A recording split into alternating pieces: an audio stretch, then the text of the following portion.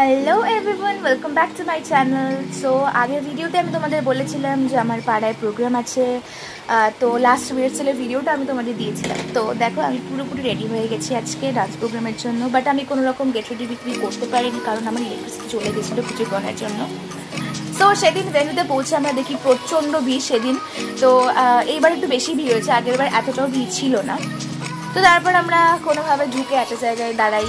দেন অনেক রকম প্রোগ্রাম হয়, গান হয়েছে, নাচ হয়েছে। তারপরে আমার দুটো পারফরমেন্স ছিল, একটা গ্রুপ আর তার সাথে একটা ডিরেক্ট। তোমরা আগের ভিডিওটি দেখছো সেটা।